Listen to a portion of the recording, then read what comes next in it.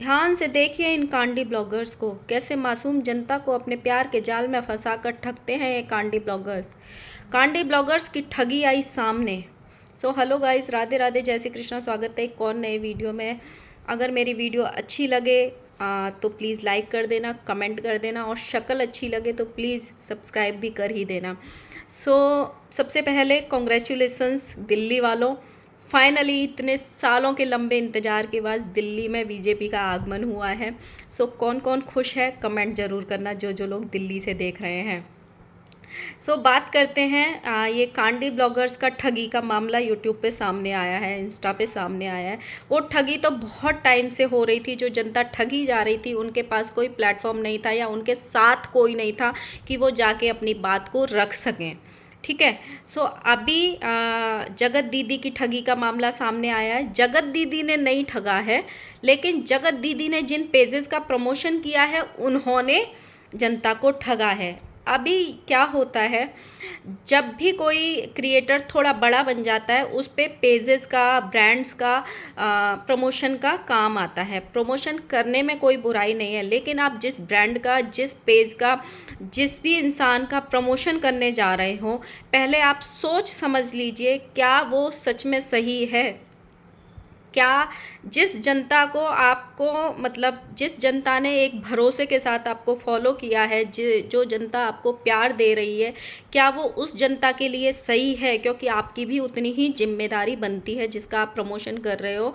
आपको तो पैसे मिल जाते हैं अच्छे खासे, लेकिन आपकी जनता के लिए भी कुछ जवाबदेही बनती है। वो जनता आप पे विश्वास करके उस इंसान पे या उस काम में अपने पैसे इन्वेस्ट कर देती है, और वो पैसे जब मर जाते हैं तो उनका जिम्मेदार कौन होता है? आप होते हो, क्योंकि आपके भरोसे उस इंसान ने अपना पैसा लगाया है कि मेरे फेवरेट क्रिएटर ने, मेरे फेवरेट ब्लॉगर ने, मेरे फेवरेट इन्फ्लुएंसर ने अगर किसी चीज़ को बताया है, किसी चीज़ का प्रमोशन किया है, तो वो सही ही होगा। जनता आप पे इतना विश्वास करती है और आप उनको ठगी वाली जगह पे पहुंचा देते हो।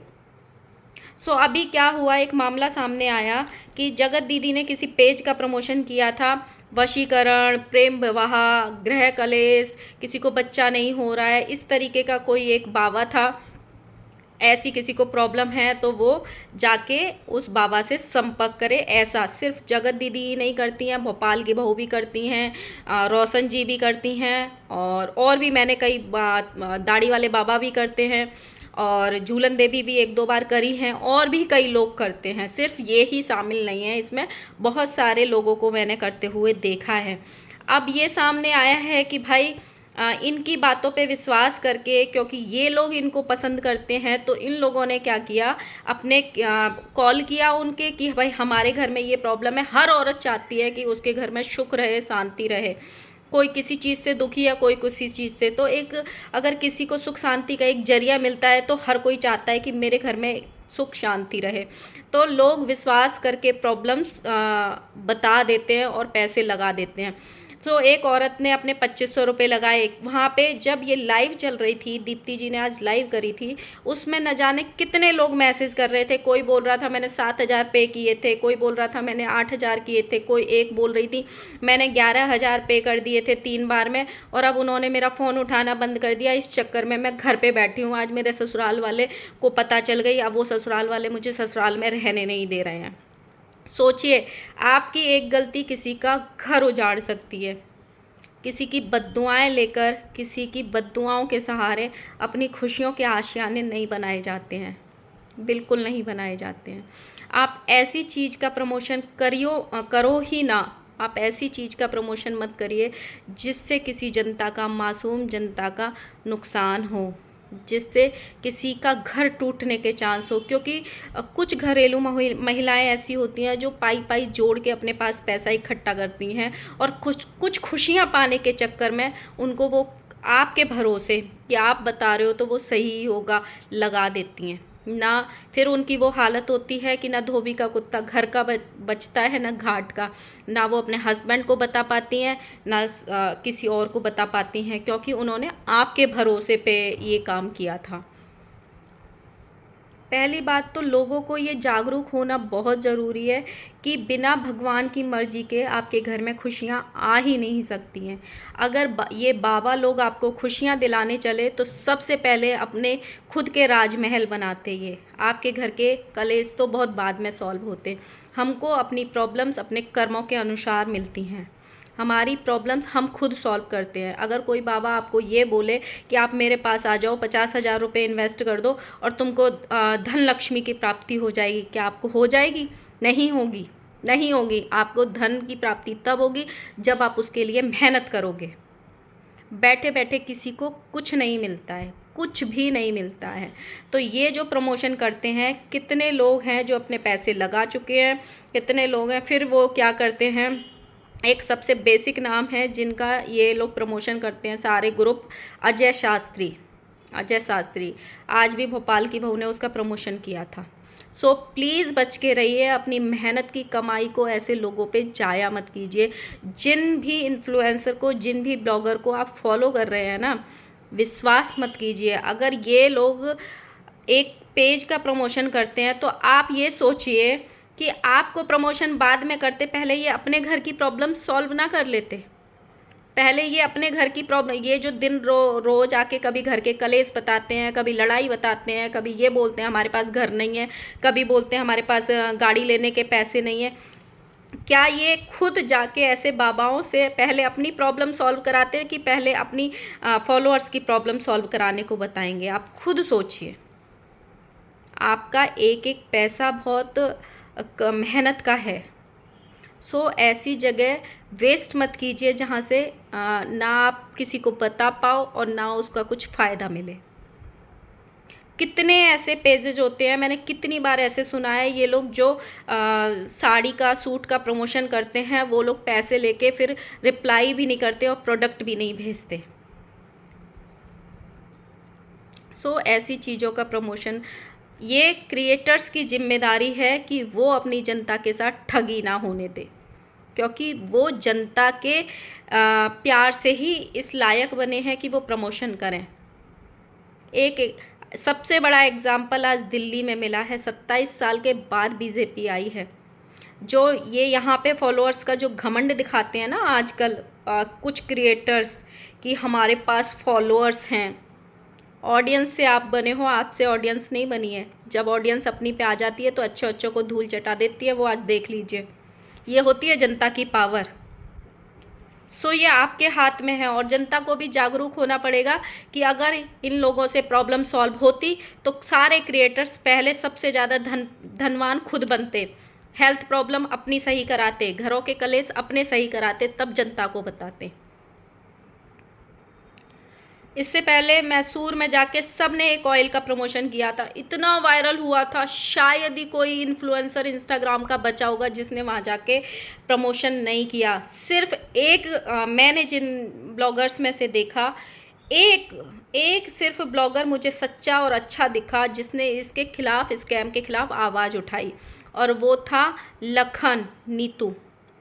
लखनीत ब्लॉग्स। उन्होंने अपनी आवाज़ उठाई थी, जबकि उन्होंने ये वीडियो में साफ बोला था लाइव आके कि हमें इतने पैसे ऑफ़र हुए थे कि हम 90 और 100 आईफोन एक बार में ख़रीद सकते थे, लेकिन हमको नहीं करना था वो प्रमोशन, क्योंकि उससे लोगों को कुछ फ़ायदा नहीं हो रहा था। एक इंसान का ज़मीर मैंने जागते हुए देखा था। सोचो, जो इंसान 90 या 100 आईफोन उस अमाउंट से ख़रीद सकता है, वो अमाउंट कितनी बड़ी होगी और इन लोगों को कितने कितने पैसे मिले होंगे, आप ये खुद सोचो। लाखों में इन लोगों ने पैसे कमाए हैं और एक तेल का प्रमोशन किया है। क्या इनमें से किसी ने कोई वो तेल यूज़ कर रहा है? आज कोई बता रहा है कि हमारे बाल, किसी के, आपने किसी भी क्रिएटर के बाल अच्छे होते हुए देखे हैं?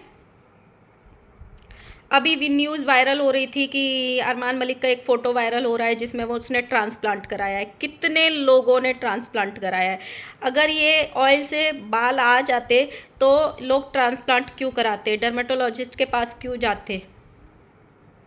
सो ये आपको सोचना पड़ेगा। इवन मैं खुद वो ऑयल लेने वाली थी। जिस दिन मैंने नंबर सब निकाल लिया था उसका, इन ब्लॉगर्स को देख देख के कि यार बहुत ट्रेंड में ले लो। मैंने नंबर तक निकाल लिया था, जस्ट मैं उस रात उस नंबर पे मैसेज करने वाली थी, उसी रात लखनी लाइव आ गए, लखन। उसके बाद आज तक मैंने कोई प्रोडक्ट नहीं ख़रीदा इन ब्लॉगर्स के, जो ये दिखाते हैं, मैंने आज तक नहीं ख़रीदा। और आप लोग भी अपनी आंखें खोलो, कोई इतना दूध का धुला नहीं है, सब अपना फ़ायदा देखते हैं। इनको पैसे मिलते हैं मोटे मोटे। आप ये सोचो यार, 11,000 रुपये लगाओगे, 10,000 रुपये लगाओगे, 8,000 रुपये लगाओगे, आपको क्या मिलेगा? पैसे भी चले गए और कुछ मिला भी नहीं, और टेंशन में भी जियो कि हस्बैंड को या घर वालों को पता चल गई तो जीना हराम हो जाएगा कि मेरे पीछे से क्या कहाँ पैसे भेजती है और क्या क्या करवाती है। अपनी आंखें खोलो, दिमाग खोलो और दिमाग को लगाओ सही जगह पे। कुछ चीज़ें टाइम के साथ भी सही होती हैं, हमारे दौड़ भाग करने से सही नहीं होती है। कुछ चीज़ों को टाइम देना पड़ता है तब सही होती है, कुछ रिश्तों को टाइम देना पड़ता है तब सही होती हैं, कुछ चीज़ में मेहनत करनी पड़ती है तब हमको मिलती है। और इन क्रिएटर्स का तो ईमान धर्म सब बिक चुका है, इसलिए ही ये बेशरम बन के यहाँ पे अपना काम कर रहे हैं, क्योंकि इनको सिर्फ पैसे की भूख है, सिर्फ इनको पैसा दिखता है, ना इनका किसी से कोई मतलब है, ना इनको किसी फॉलोअर की पड़ी है। फॉलोअर्स सिर्फ इनको नंबर बढ़ाने के लिए चाहिए, बाकी फॉलोअर्स पे ये थूक के चले जाते हैं। क्या आपके पैसे रिफ़ंड करें? क्या कोई ये गारंटी दे के जाता है क्रिएटर की अगर किसी के पैसे मारे गए तो हम वापस देंगे? नहीं, ये जनता को ठगने का काम कर रहे हैं, क्योंकि अपनी रोजी रोटी अच्छी चलनी चाहिए, जनता जाए भाड़ में। अरे कभी तो अपने ईमान धर्म से खाओ। दूसरों की बद्दुआएं लेके अपने घर के आशियाने जो तुम बना रहे हो ना, वो ऐसे ही ढह जाएंगे जैसे अभी ढहे इस कंट्रोवर्सी में दो चारों के अरमान। अपनी इज्जत की रोटी खाओ और ईमान की रोटी खाओ। किसी की बद्दुआएं लेके कभी आशियाने नहीं बनते, कभी अपने खुशियों का महल नहीं बन सकता 10 लोगों के आंसू बहा के। गाइज़, बच के रहिए, सतर्क रहिए। और अगर मेरी वीडियो जहाँ तक भी पहुँचे, प्लीज़ इसको शेयर करना। अगर मेरी वीडियो पहुँचे, अगर कोई ठगी का सामना किया है, इन लोगों में से कोई ठगा गया है, तो प्लीज़ मुझे इंस्टाग्राम पे मैसेज करना। मैं अपनी इंस्टाग्राम की आईडी यहाँ पे लगा दूँगी। प्लीज़ वहाँ पे आप अपने प्रूफ रखना और बताना किस क्रिएटर के कहने पे आप कहाँ पे ठगे गए हो। मैं नेक्स्ट वीडियो जब लेके आऊँगी तो आपके विद प्रूफ में लगाऊँगी, और उस क्रिएटर को भी हम सब मिल के दबाव डालेंगे कि आपके पैसे वो रिफ़ंड मिल सके, क्योंकि ये उसकी जवाबदेही बनती है और उसकी जिम्मेदारी बनती है, क्योंकि उसने वो प्रमोशन किया है। प्लीज़ मेरी बात सही लगे तो लाइक करना, कमेंट करना और प्लीज़ सब्सक्राइब भी करना।